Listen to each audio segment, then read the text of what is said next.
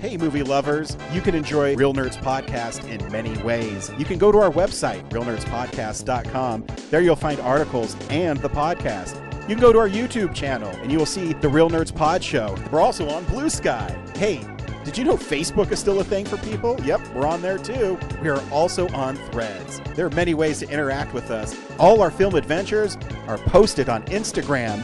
If you have a social media account, you can find the Real Nerds Podcast. Camera, action! Well, a real nerd knows who shot, and a real nerd can follow the plot, and a real nerd Just can... talk film! I'm sorry. Take it outside.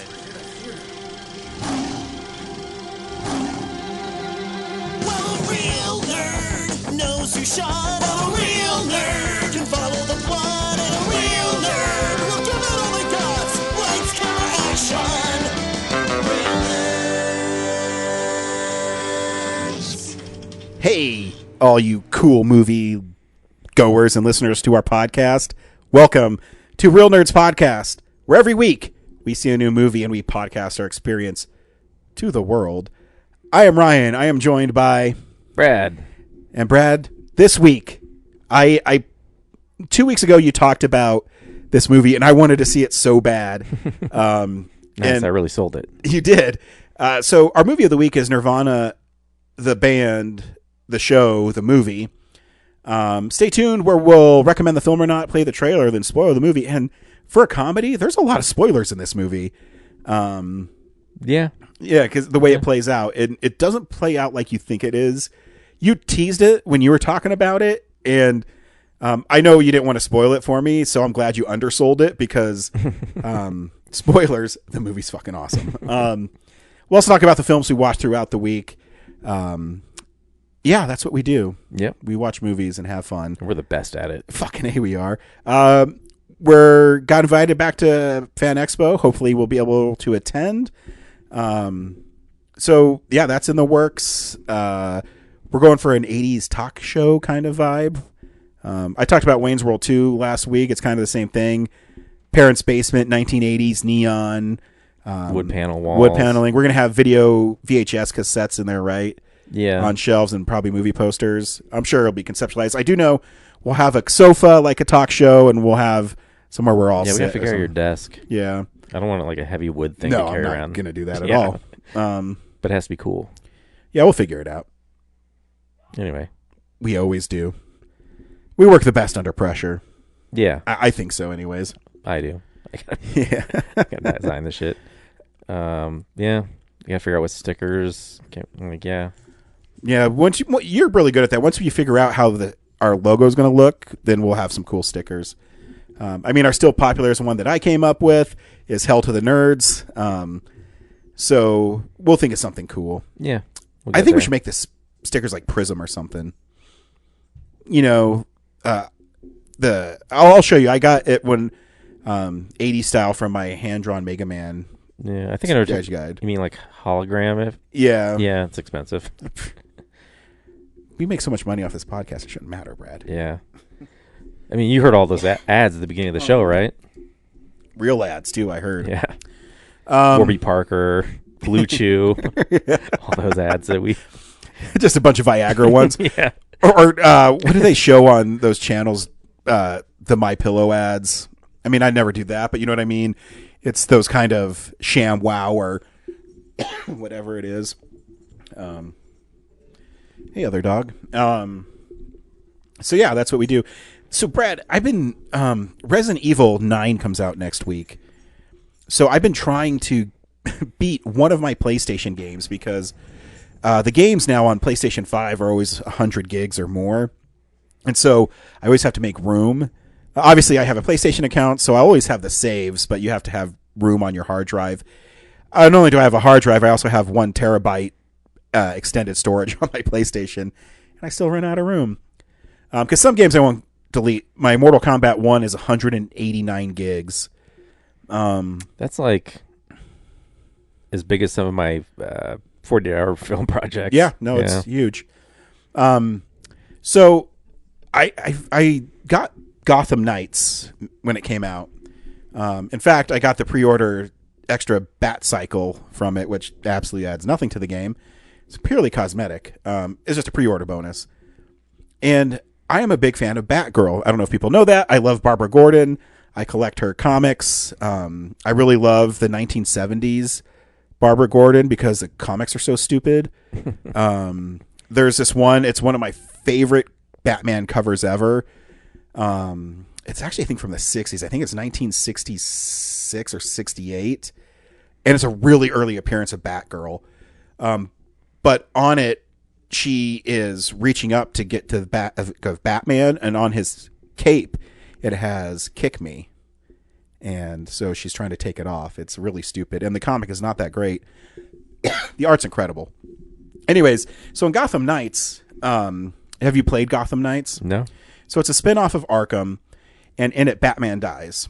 And the story is you pick either Batgirl, Robin, Nightwing, or Red Hood. They each all have their own strengths and weaknesses. Because I love Batgirl, I'm going to be Batgirl. But you can change them on the fly. You don't have to stay them. Well, you have to go back to the Belfry, but you can change them for each mission. But I'm just... I'm really bad at this. I looked up online. It said the game takes 12 to 14 hours to beat. And I go, okay, I can do that. But what they don't tell you is that's what it takes to beat the A story. So, if you go straight, which is really cool. It deals with, since Batman dies, there's kind of this, and people don't really know. They just know that he's gone because they have a funeral for Bruce Wayne. But the Court of Owls shows up, which is a really cool story from, 10, 12 years ago. And they're fighting the League of Shadows with Talia al Ghul not in charge of him anymore. And Ra's dies in a battle with Batman. That's how Batman dies. So I'm like, okay, well, I'll just focus on this. But it's an open world game. So I'm playing it and I go, oh, there's these clown gang that's called the Freaks. So I decide to beat them up, like one wants to do. And they tell you to interrogate them. So I interrogate one and you find out that you need to go visit Harley Quinn. So not only the main story, it's 13 hours. But there's all these side stories. And it has 4 villains. The Penguin, who is legit now. He's running the Iceberg Lounge, but you have to see him and he'll give you missions. And then the 3 villains that are really cool is Harley Quinn, Mr. Freeze, and Clayface. And each one has detective work involved in it and a theme throughout the city and you have to meet certain goals to unlock their stories further. So Mr. Freeze obviously wants to freeze Gotham. And I got really distracted playing it. And so now I've put in like 37 hours into it because I wanted to beat all these other side villains, which I guess there's even other ones, but I've kind of not done that. But the combat isn't as fluid as Arkham series. The places that you go to fight the bad guys repeat themselves a lot.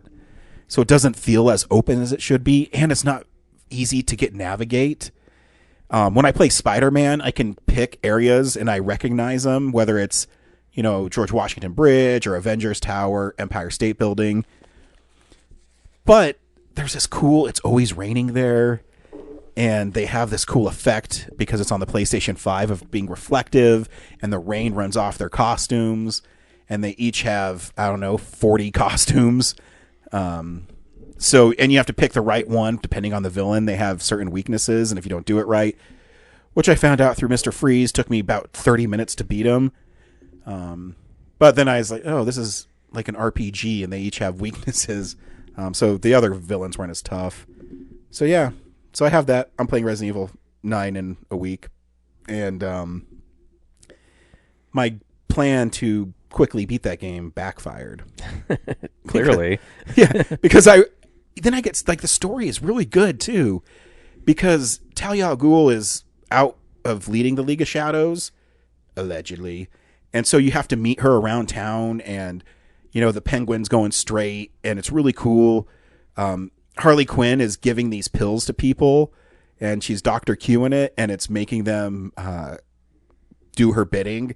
So they're called the Freaks, and then her grunts are people that have hyena like heads and stuff, and obviously Mr. Freeze, they have freeze guns, and so it's just like this premise is really cool, and the story is really interesting. I still think Batman's going to show up at the end. It seems a little too convenient that he's dead. Yeah. But I don't know yet because I keep on getting sidetracked. And you ride your bat cycle through the city. I mean, you can fast travel if you want. I do every once in a while, but I like to use the bat cycle because as I go through and the crimes are happening, you can eject from it and just beat people up. And sometimes you beat up the cops, and it's fun. And so I didn't get anything done. Yeah, I've actually been playing Breath of the Wild again. Nice. Just in a nicer resolution, I guess. Yeah. Does it make a difference? I haven't tried it yet. Yeah, I'm still playing Donkey Kong. Now that I've like settled into it, it doesn't really visually I don't see a huge difference. Does it perform better though? But now that I think about it, like definitely when I go to the Deku Tree, like there's no slowdown running around that area. So yeah, I haven't run into any like frame rate issues or anything. Because I think in 2 weeks, I think Super Mario Wonder gets the enhancement. Yeah. But yeah, now I'm in a place where like I'm a little bored because like I don't know how I generated so many rupees like to get a lot of stuff because I'm like I've beaten 2 like divine beasts or whatever, and I've been hit. I've already got the Korok mask and all that, but like I don't have like I've only got like 3 outfits. I'm like, did I find these? Did I buy them? I swear if I buy them, I'm going to find them in a treasure chest somewhere and be really pissed that I spent like 3,000 rupees when I could have just got it in the chest. So I'm trying not to like go through like look for cheats and things to figure out like, oh, it's over here. I'm just trying to experience the game naturally. So yeah, it's like, but I'm like at a point where I'm like, I could do side quests, but I don't want to do the side quests. I just want to find the stuff and like explore places. And I'm just like remembering like, and also like the shrines. I haven't been to a single shrine where I felt like I did it before. Like I had to look up online being like, is the Breath of the Wild like switched to, are they new quests? And they said like, no, it's the exact same. I'm like, I don't remember playing any of these. Like, yeah, sometimes when you go like these puzzles seem all new away from a game for a while, you've played it, but have you? I do that a lot in Resident Evils because I play them a lot, and I go, I know I've done this, but have I done it? Yeah. And obviously I did because I'll have trophies and stuff for doing it, but I feel you. Yeah. Anyway, I forgot to play Corinne's. You did. Showtime. I was about to tell you. So we're gonna save it for this week. Hey, Corinne, tell us what's on your mind. Hey nerds, Corinne here for another installment of Showtime where I tell you all about something cool I've been watching lately. I know it's been a minute since I did a Showtime. As of recording this, it is mid-February, so I wanted to go through a few things I've watched lately, just kind of rapid fire, but there is something I want to highlight, and I'll save that till the end. So let's start on the movies. I had some movie nights with some friends. We watched movies I'd never seen before. We watched, I forget the name of it, but it's like, I think it's called Begin Again. It has Mark Ruffalo and Keira Knightley in it.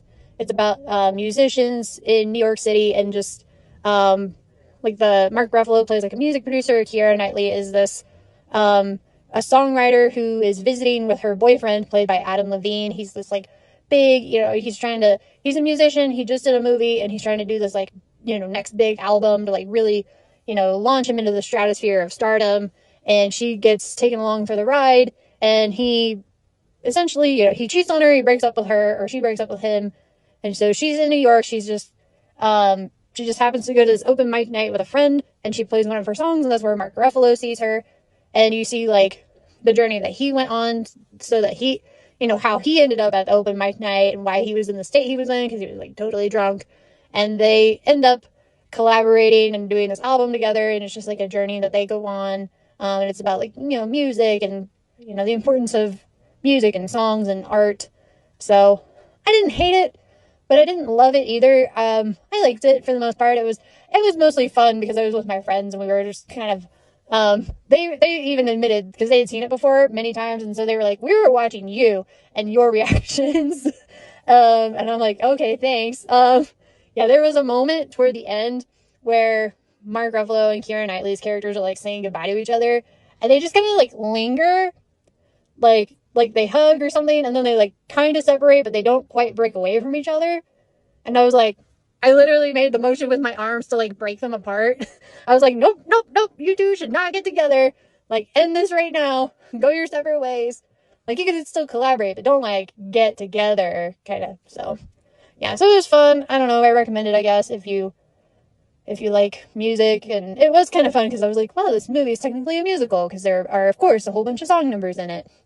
And so part of the reason that we ended up watching the second movie that I'll talk about in a second is because we were looking up the song numbers, and we were like, oh, the one that Adam Levine sings at the end of the movie was nominated for an Oscar, but it lost to Glory from Selma.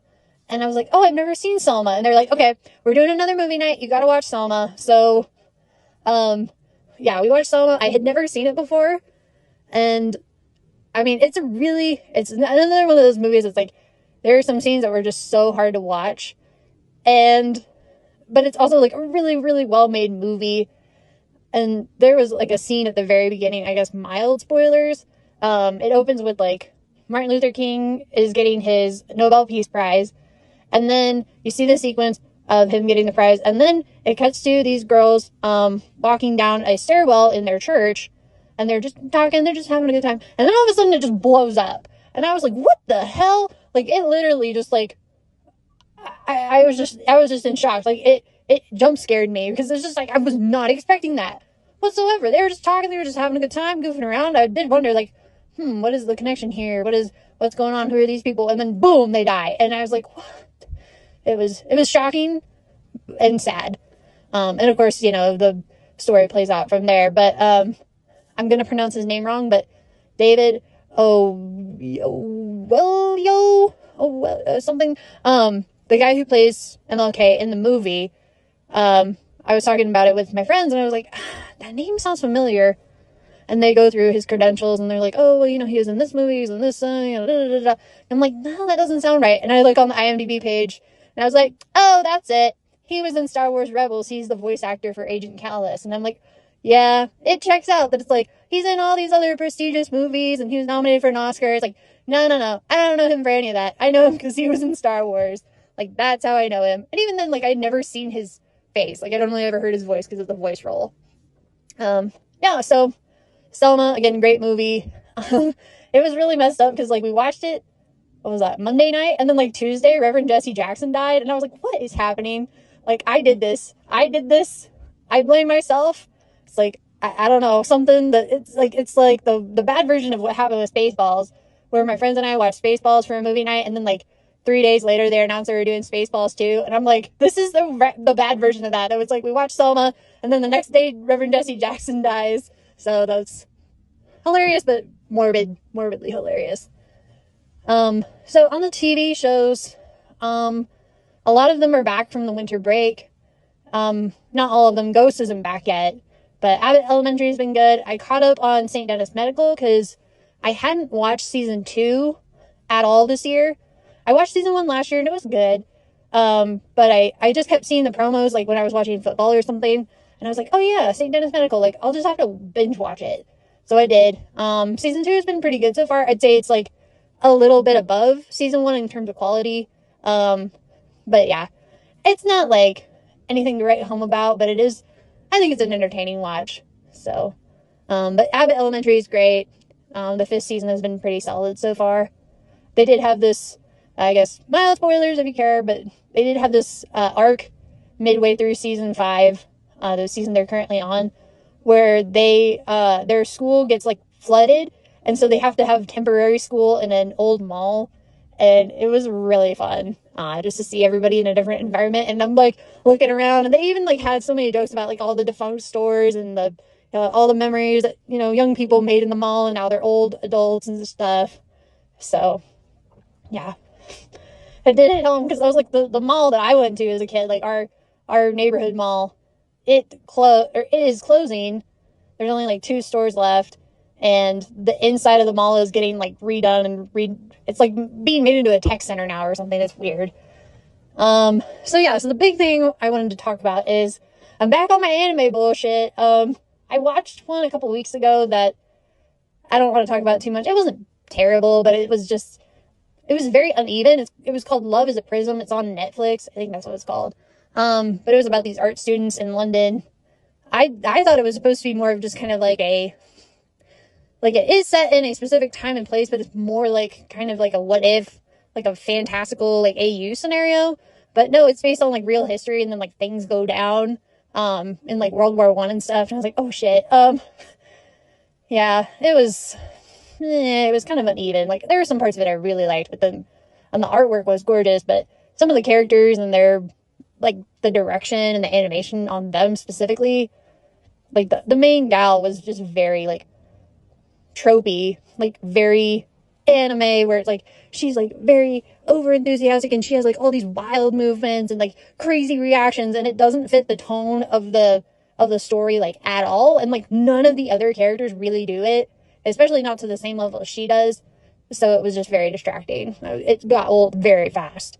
But I was like, well, I like anime, but I don't want to watch this show.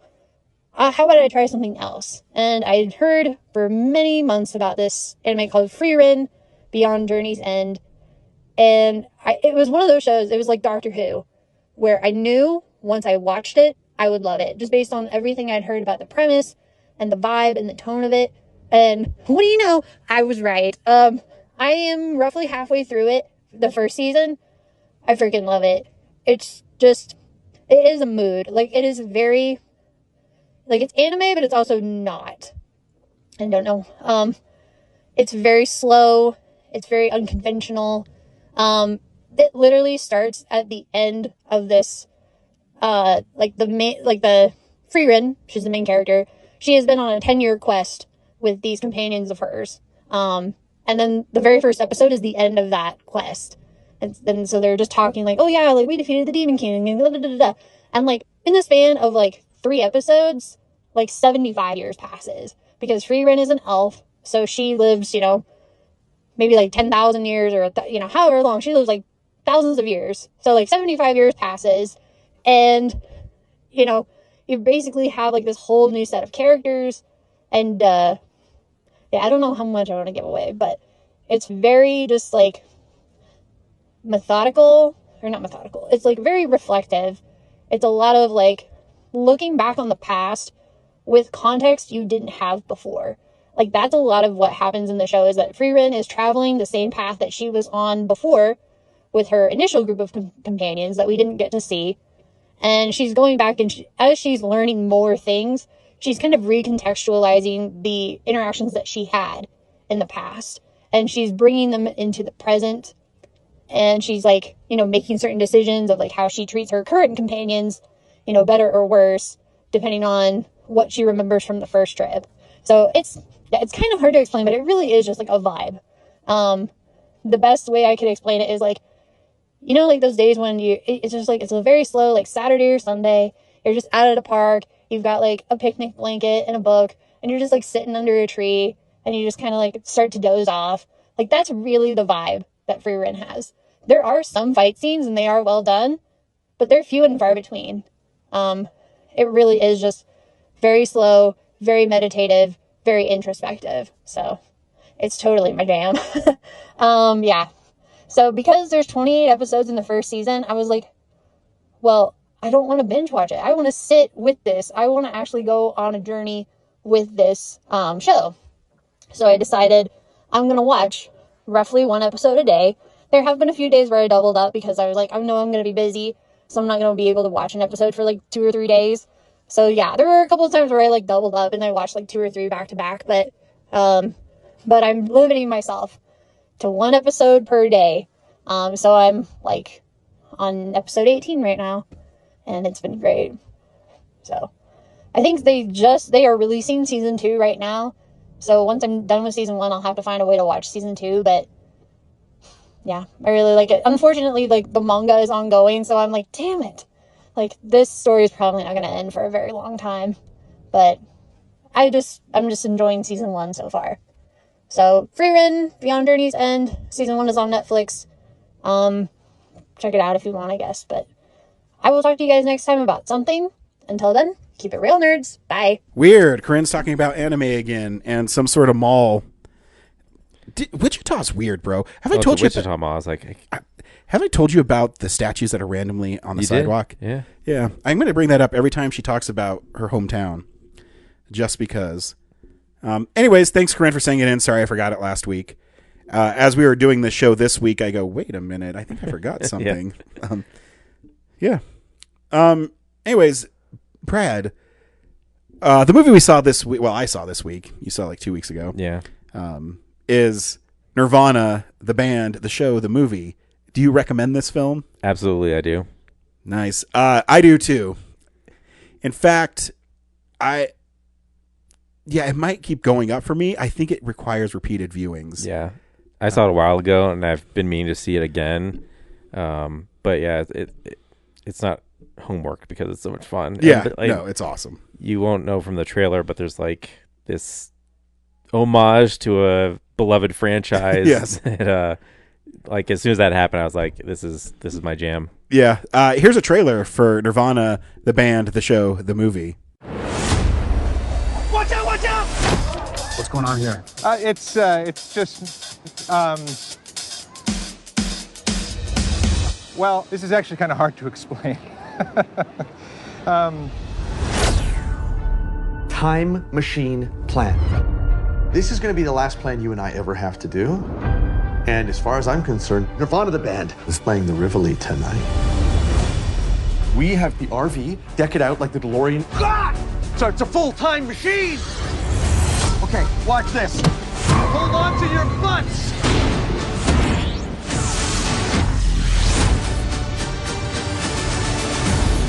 The time machine worked, and we are in 2008. Oh my God. Matt, it's 2008. I told you! Real goths. We are trapped. How can we use this to get a show at the Rivoli? No, that's secondary now. This could have insane ramifications.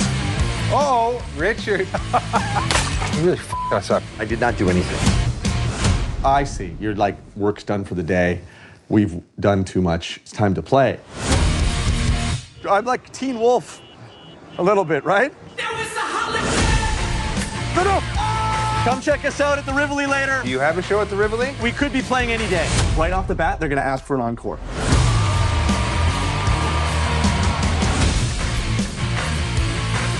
Move on first now. No! Ladies and gentlemen, you're probably wondering who we are.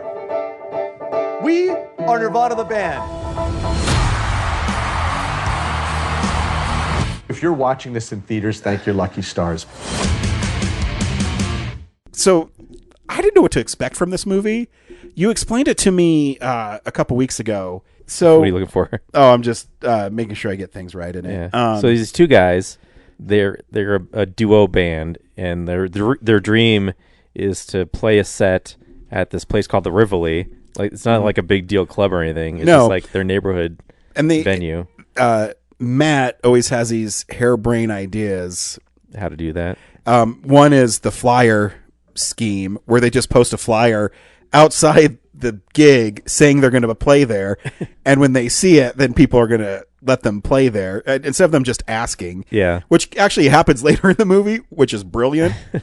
But what I love about this movie is it's really smart, while it's saying that it's like they're playing it dumb.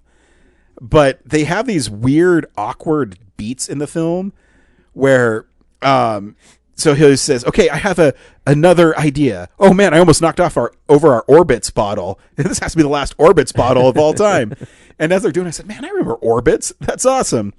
So his plan at the beginning is the 7th inning stretch, where they're going to go climb to the top of the CN Tower, skydive into the open dome of the Rogers, or Sky Dome, whatever it's called, during the 7th inning of the Toronto Blue Jays game, and That'll generate buzz Yes. to make the Rivoli say like, "Hey, you should do a show." Yeah, we have to do it. And so for their plan to work, see, I don't know anything about the CN Tower. Canadian. Yeah, I know it's really tall. Yeah. But what I loved is he goes to a hardware store and they pick this random guy, and I love this guy has nothing to do with. If he's an actor in the movie, bravo, sir. But you don't know what they're doing there, and he goes in and he says, "Hey, I want to know if this will cut a rope." and he says, "Like I don't a safety rope. I want to jump off the CN Tower." And the guy says, "I don't think you should be doing that." And he says, "Shit, but will it work?" He said, "I don't know if I should tell you." he's trying to ask if these Avoid liability. Yeah. So, anyways, they show up at the tower and they go into security. And he asks what he has the wire cutters for. And he says, "Oh, I cut my pants." And the security guard says, "Okay, you guys are good to go." We should also we haven't said yet. So this movie is kind of like the story, like the documentary style, like story parts of like Jackass, in style, where it's like they've got a whole story going on, but it's like intermixed with like real people. It's real people on the street, and they have people that are acting in it, but there's people that are definitely not bystanders. Yeah, it's because it comes back a couple times in the movie, and it's brilliant. Yeah. And the magic is like you're kind of wondering like, okay, if this is all shot impromptu on the street, like how did they get away with this? Yeah, because the stunts and like everything is just like how without permits, how did you do this stuff? Yeah, because man, and then they go up to the top, and so he needed the wire cutters because you're attached to a safety harness to walk out on the deck of the CNN Tower. And I forget what he does, but he does something with it, and fuck. But he's up at the top, and he doesn't take the pliers out right away, and they're trying to get the jumpsuit over their backpack that have parachutes in them. It's just really visually, it's really funny. And so yeah, they go up there and they Well, the one friend he can't do it, and so Matt pushes him right. Yeah. Yeah, he can't do it. And as they're going down, the roof is closing for the stadium. So when they land on there, they just land on the roof. Yeah, they timed it wrong, and they realize they have to jump now because the roof is closing. They end up on the roof. But I love, too, the cut after they're on the roof. It just cuts to the firefighters helping them. Like, "Thanks, guys," and they're walking away. I know, Canadian, if it was in America, they would have been arrested. And Totally. But in Canada, oh, what a goofy thing. See you later. So they come back home, and he has this... So Matt tells, what's his friend's name? Fuck. I have it up. That's why I can't believe I can't remember it. Jay. Okay. So he tells Jay that he's going to Back to the Future it. He's going to create a time machine. And meanwhile, Jay's kind of like, the movie opens with them showing a stunt they did, I guess, in the show, the first thing they did in 2007. And so you get the sense that 20 years later, Jay is kind of over Matt's bullshit, but he is too much of a coward to just call him out on it. So he just has to kind of listen to another fucking plan. Yeah. And so he's talking about how he's going to convert their RV to the DeLorean, the time machine. He's going to build a flux capacitor. He could just do it, yeah. And so he puts in the VHS of Back to the Future to help him. And while he's doing this, Jay goes upstairs and calls a bar in Ottawa for open mic night. And he says, "So I can just have a gig?" It's that easy. Yeah. The camera's on him, and he has this epiphany that all he had to do is ask to play. And so he can. So Matt goes out and he outfits in one night, their RV into a time machine. And he thinks it doesn't work, and he kicks it, and his orbits falls and breaks on it. Yeah, the flux capacitor is built into the fridge. Yeah. And then he just passes out in the bed. And Jay wakes up in the morning, and he's going to drive to Ottawa, which is 5 hours away for his gig. And so he takes it out, and he finds out that Matt's still in there. He hits it going 88, and they go back to 2008, which is really funny. Yeah, because it's just like present day, but they've dressed it up with like posters from like the Dark Knight Yeah. and everything. And they go to their apartment, and they see younger versions of themselves, but they're too dumb to realize that there's old versions of themselves in the house. And what I love about this movie is they keep doing flashbacks of what a character says, and then there's little PSs at the end of every one. And as it was going throughout the movie, I go, wait a minute, did I miss this scene? Did he actually say that in this scene? And then as it goes on, you find out that no, it's added later. And so they're trying to get out of there because they need to find more orbits to go back in time, because there's a case of orbits at their apartment. And when they're there, is it Matt or Jay? One of them erases the board of, get to the Rivoli or something. Probably Jay, because he's kind of Yeah. trying to sabotage at this point because he doesn't want to. Yeah. So they erase it because they get in like a little fight, and so they're able to go back in time again. And when they do, Jay is some huge superstar. Yeah. And Solo act. Yeah, and he doesn't with a new band. Yeah, he doesn't recognize Matt. Matt goes home to his. Yeah. Oh yeah, he goes Matt's home. got his new crew. Yeah, he's got his new crew, who's a cover band of Jay's band. And I forgot to mention that his favorite game is to play James Bond with his fake gun that's on the wall. That was my favorite part of the movie. Oh, dude, it was insane. So as Jay figures out that he's like this huge superstar, and I think like he got pissed, and like him and Matt have been separated from the movie. Yeah, Jay starts wandering around. He finds his mansion. He goes to his own concert, and then like the next day he's like wandering around in his RV, and he finds this gun. And for some reason, like he starts showing the new band guys who are like the new band guys are just session musicians. They're not really like yeah. And I'm like, okay, buddies with cool, them. dude. And he's like, no, let's play like James Bond. He actually shoots the guy in the head, Blows his head off. and then for the rest of the movie, he's wanted for murder. And he has to try to hook up with Matt again so that he can go back in time to like stop himself from doing that. Yeah, and I love too. He breaks the fourth wall. He says, "You guys know what I'm going to do, right?" But that's where they bring back the random people on the street. So they run an extension cord from the top of the CN Tower, because this movie literally plays out like Back to the Future. Yep. They know the exact time that the lightning's going to strike the tower. So they're running a cord from there. So they put an extension cord, and he tells that one guy, he says, "Hey man, you mind watching this for 30 minutes so it doesn't become unplugged?" Yeah. Okay. And the guy stays there. Yep. So like, I know they built the box on the street to connect to, and obviously there's like a real cord dang. But I'm like, is it really fully attached to the CN Tower? Like it can't be, right? No, I would say no. Yeah, it has to be CGI from like a certain level, right? Yeah. But it's so, the movie's so fucking funny and brilliant. Yeah. And the characters are so dumb. They're so dumb. But yeah, like Jay just becomes like such a terrible person because he's like exploiting Matt so he can like go back in time to like save his solo career. But he's also like hiding from the cops. That whole like Van Street chase too. I'm just like, if it was like that again, that had to be planned out. Like you can't just like guerrilla style shot that with like real cop cars chasing them down Toronto. It's amazing. He goes with James Bond, and it's super violent. Like his head explodes, and blood all over the back of the wall, and he just runs out. All the other bandmates are like screaming.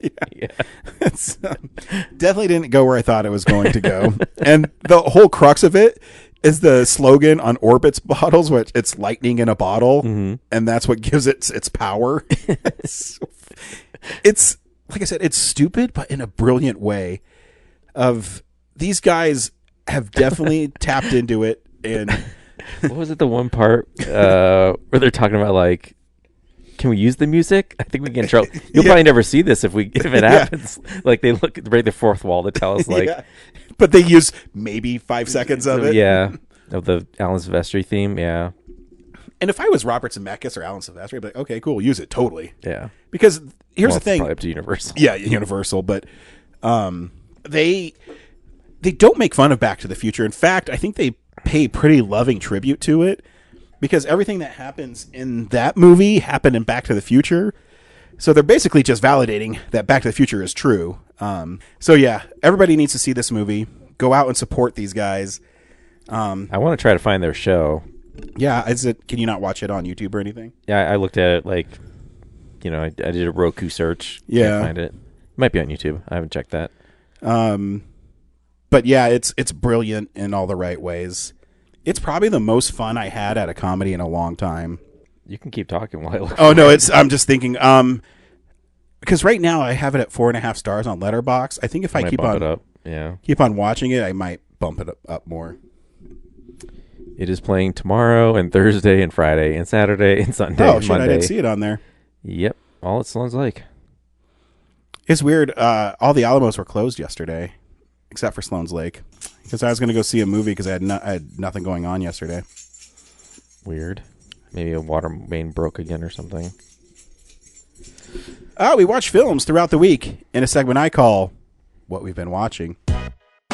So, yeah, this is the stuff we've been watching. Brad, what'd you watch this week? Oh, so much stuff. I guess the big thing is Clue was playing at the Paramount Theater, and Leslie Ann Warren was in attendance, and she did a Q&A and talked about Clue. Oh, yeah, I did see that. Was that the Paramount, right? Yeah. So that was fun. None of the Q&A was like new stuff for like that I knew. Yeah. But it was just cool to like see the movie and in that venue and just get to hear her talk. I guess the other big thing that isn't a major movie is I finally watched the third highest grossing movie of all time, Which is Titanic. Oh. Avoided it since the 90s. I mean, I don't know if avoid, but just like never tried to see it. It's better than I remember. I watched it recently because I saw it in 1997, and I go, I'm not going to watch this again. And then I watch it again and say, oh, it's not too bad. The third act is great. Yeah. The boat sinking. Yeah. The other 2/3 of it leading up to everything is like the actors really like trying to elevate a bad dialogue script, and it seems like everyone talking, it just feels like you're going through a video game and you're just hearing NPC characters talk to each other. Especially like the band guys on the deck. Yeah. There's a lot of like, we got to get that gold type stuff going on. That's an old joke. Yeah. For all those listening, when Magnificent Seven remake 10 years ago came out, there's this horrible ADR where it's like, we got to get that gold. that Ryan was like really fixated on. The rest of us were like, Because it took me out of the movie. it's like the very beginning of the movie. Ruined the next 2 hours for him. Yep. But yeah, like the CGI boat doesn't really hold up. I think Bill Paxton's delivery of everything is terrible in the movie. Like, he's in a legend or whatever, but like, there's literally a part where they're shit on the dead, bro. he's interviewing the old lady. It's like the second time, like we jump back to the present, and it's literally like just his dialogue is just I don't know, like they're not doing an interview with the woman for like television or something, but he's just like coercing to like it's like he's giving exposition of like, so you found this and then you did that and then like, so take us back to when, it's just like so contrived. But yeah, and then like by the end I was just thinking like Kate Winslet has known Jack for I don't know what 3 hours and she basically like, gives up her life for him. Yeah. Like, yeah, the boat's only been out in the water for like 3 hours and like she's just totally like reversed her entire life to I don't know. He took her to that party, bro. I know Billy Zane's like a terrible dude or whatever, but still it just seems like a lot of I don't know. It was I get the appeal, but just like, man, Yeah. this is It's like I said, it's better than I remembered it. like this is like this. People came back and saw this like 7 or 8 times. Oh, yeah. Like I could probably do it like once every 10 years. It's the one thing of James Cameron later films that I've never understood. No, and I'm not saying Avatar movies are bad, but are they 2 billion, 3 billion good? Yeah. I don't know. And I don't know what the appeal is. And I don't know if I'm just jaded or what, but I just not me. Yeah, like I would fast forward and just watch the boat sink again. Like it's, but yeah, people came back and saw that movie 7 or 8 times. Oh, yeah. Just like, Because you think back then, I mean, what's a movie ticket? Probably $7-8, and it grossed over 600 million in the United States. yeah. So new stuff I saw, that Cold Storage is like, That's the zombie movie, right? yeah, it's not really zombies. It's like an infection movie. But yeah, Joe Keery plays this guy who's out of prison. He's got this job at a storage unit, and the government stored like this alien virus there. They abandoned it, but didn't take it with them. And then, yeah, some storage unit bought the property, built the storage unit on top of it. So underground, there's still like this dangerous cold storage area that eventually like the environment breaks and the thing gets out, and it's been slowly working its way back up through like the rocks and everything. And it gets out this one particular night, and then yeah, Joe Keery's like covering the overnight shift, and then Liam Neeson's in it.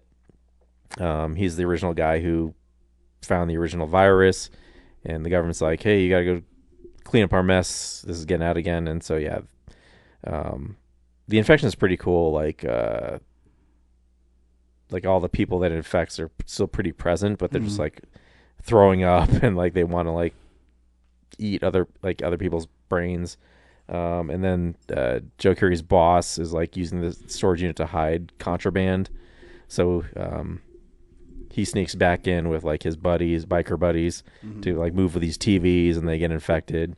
Really weirdly, Vanessa Redgrave, who's like 90 in it, like super frail looking and everything. She's an old lady who lives at the unit because she can't live anywhere else. But she shows up for like 2 things, and gets to shoot a gun, and then like just disappears from the movie. Yeah, it's weird. And it's kind of like, I don't know. Like there's such a like a student film vibe about it, even though it's like really professionally produced.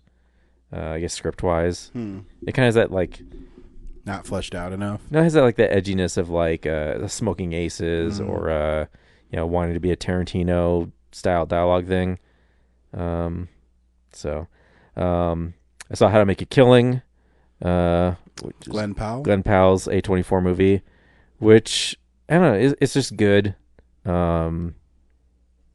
You'd think that like watching him off all the different members of his family would be more interesting, but there's literally one where like he just like snuffs out like one of, like you never really meet the woman.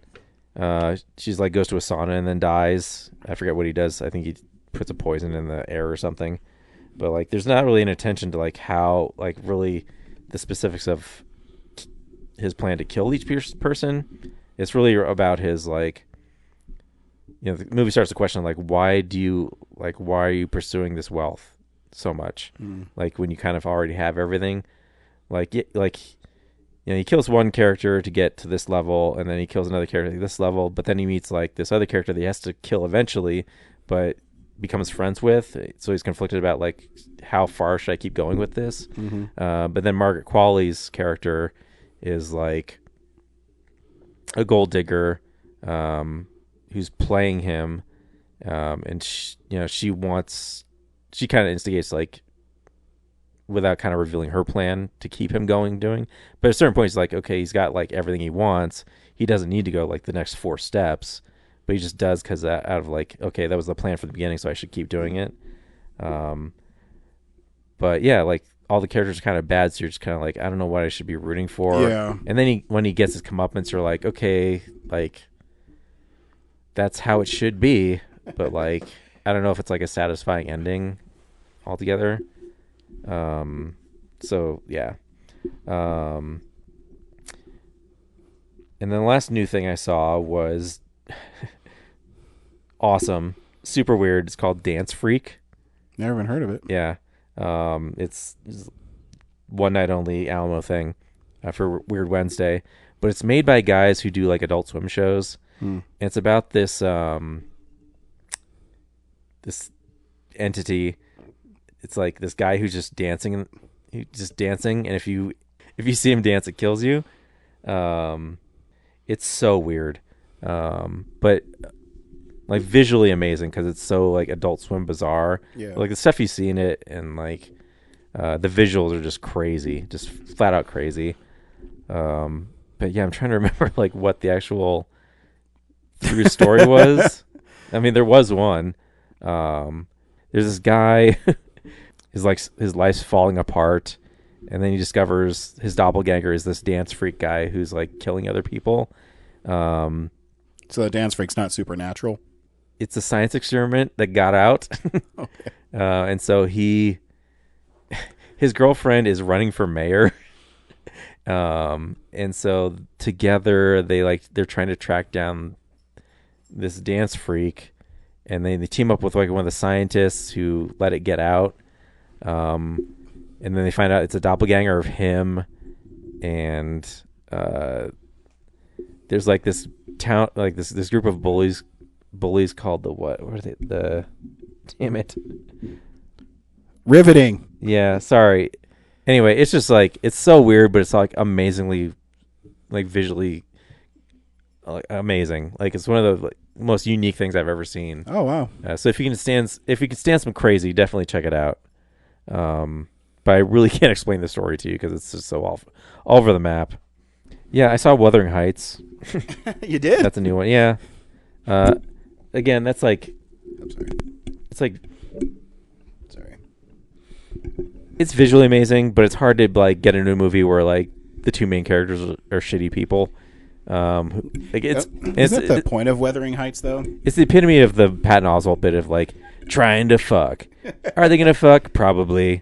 And like, yeah, them trying to get together just ruins each other's lives.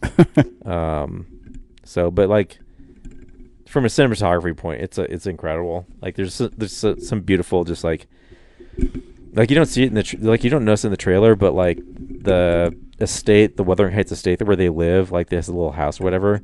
But behind it, there's those rocks, and then because the shot sits on it longer, I realized that the way the rocks are formed, it's basically like an open book. Oh, like a book that's like sitting open. Like, God, that's cool. And then like in the trailer, like he's riding the horse, and it looks like a romance novel. But yeah, I know it's wildly unfaithful to the book, even though I haven't read it. You just know. Yeah, I just heard things. I'm like, but it also doesn't matter because I'm like, it's in quotes Wuthering Heights, so it's Emerald Fennell's version of whatever. So And, wasn't that book written in 1820 or something? I don't know.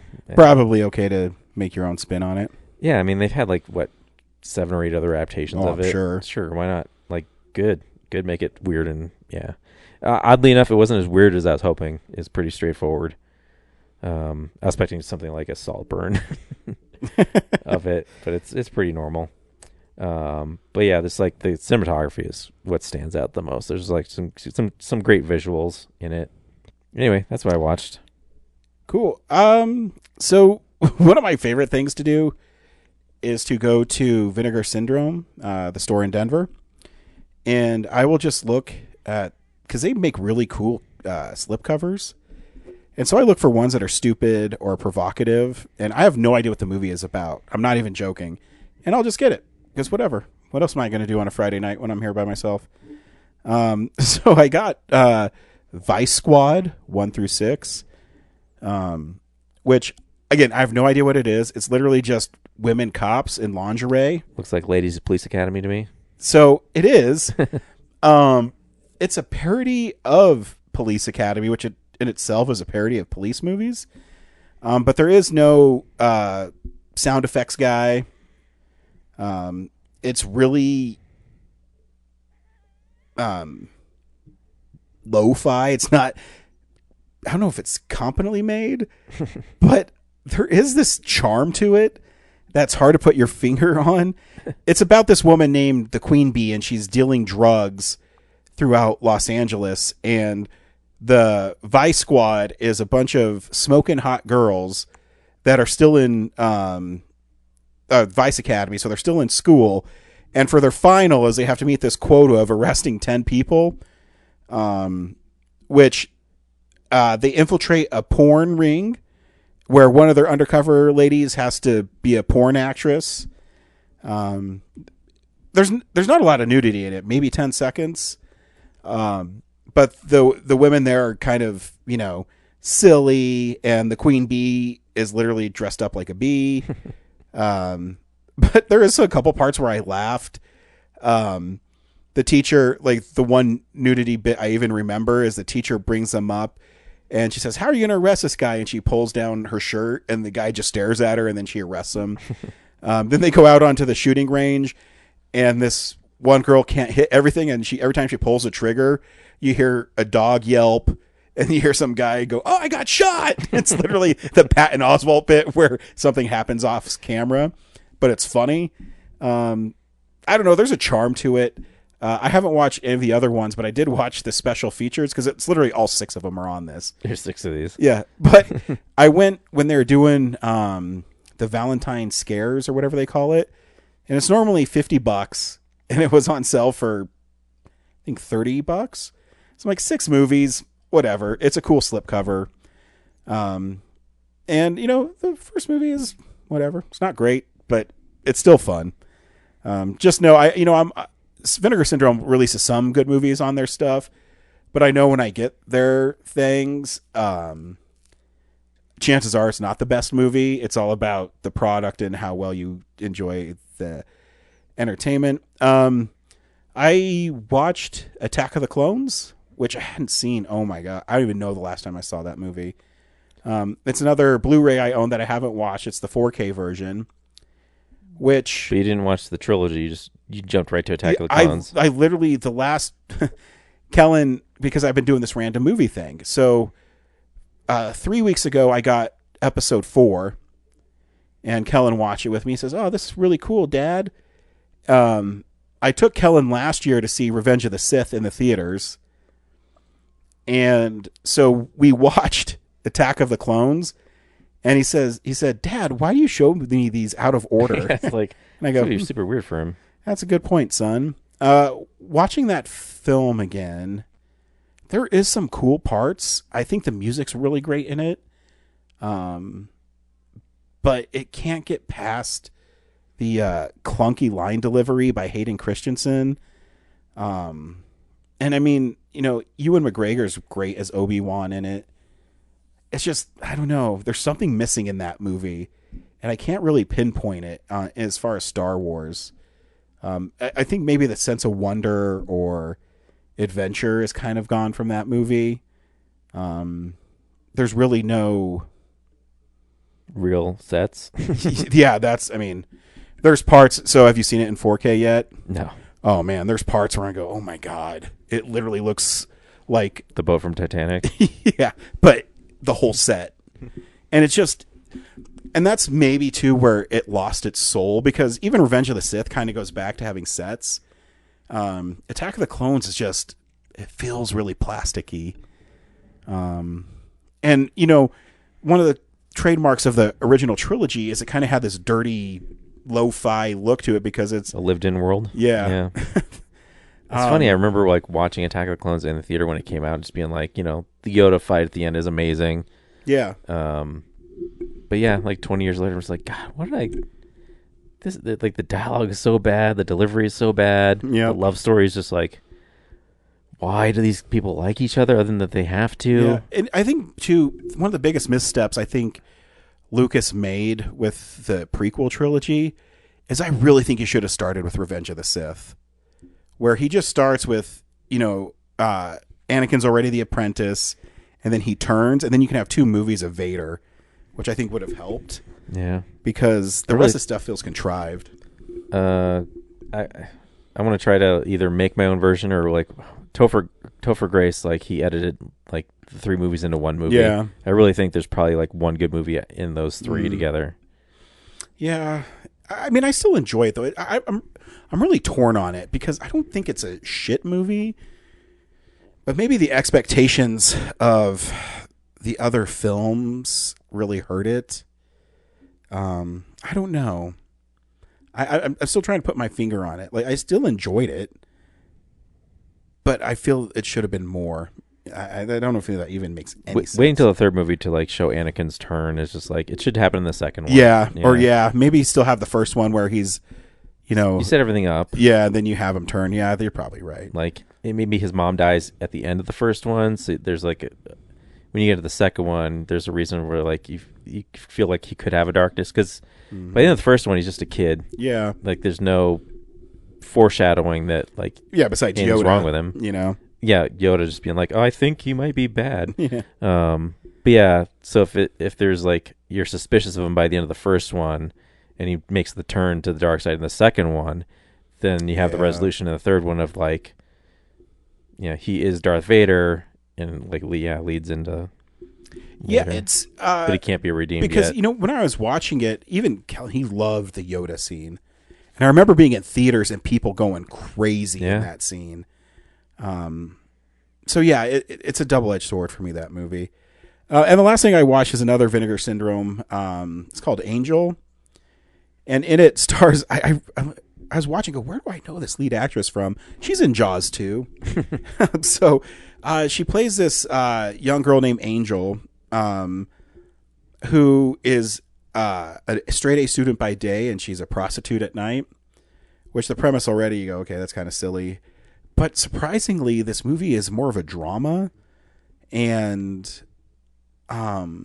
she's. I mean, some of the acting's kind of heavy-handed and melodramatic, but it devolves too into this crazy serial killer thing where the killer is kind of creepy in it. The most famous scene in it is that he pokes a hole in a raw egg and he sucks the yolk out. It's really bizarre. And so this killer is going around and killing sex workers, and this girl Angel, I can't remember her not street name, sorry, but she goes to school and she gets straight A's, and she lives with her mom in her apartment, and her mom is an invalid, so she can't get out of bed. Well, she gets tangled up with this serial killer, and she escapes him. And the cops come to see her, and you find out that her mom left her there, and she lives by herself, and that's why she's on the streets. It's because she doesn't want to go into foster care. She wants to take care of herself and go to college. And so it has this really interesting message about how we treat people. I mean, she's a young girl. I'm not saying that child prostitution's good. I'm just saying that the message is she'd rather do that than be put in foster care. And they have a trans person as her father figure, and it's just handled really well. They don't really focus on it. It's just a dude who's a woman, but they never really say about it, just who she is. And it's kind of refreshing because this movie came out in '83, so. And then I watched the making of it, and they didn't get any permits to shoot on Hollywood Boulevard.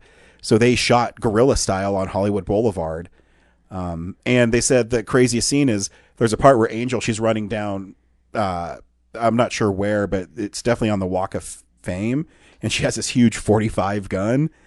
And they were afraid the cops were going to be called on them because they're literally filming her running and pulling up to shoot this serial killer. So there's gore in it. But I was surprised it was more melodramatic than I thought it was going to be, and surprisingly a better movie than I thought it was going to be.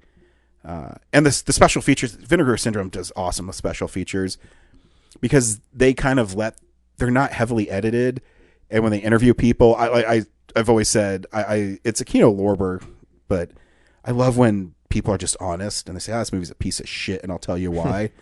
But yeah, so. It's not on sale anymore, but I got it for, I think, $15. at Vinegar Syndrome store. So always keep an eye out for their sales. And did you know there's a membership there? I had no idea. But I'm the 16 millimeter, and I have something, I think 1,500 points. So I have $15 off a movie if I want. Nice. I'll have to check it out. Yeah. So yeah, that's what I watched this week. Next week we're seeing Scream 7. I can't believe there's 7 of them. Me neither. So stay tuned for that. Until next time, we'll see you at the movies. Well, a real nerd knows who shot. A real nerd can follow the plot. And a real nerd will give it all they got. Lights, camera, action. Real nerds. Thanks for listening to Real Nerds Podcast, a Nebulous Visions production. Stream or download episodes, read articles at realnerdspodcast.com. Stream us on Apple or Google Podcast, Stitcher, Spotify, or iHeartRadio. Follow us on Facebook, Real Nerds Podcast, Twitter and Instagram at Real Nerds. Watch us on YouTube, Real Nerds Podcast. Email us at realnerds@gmail.com. Call us at 720-6nerds5. Thank you to Sparks Mandrill, Mike at Plan 9 Studios, and Bolognium for all of our groovy theme songs. And that's how you fucking do it.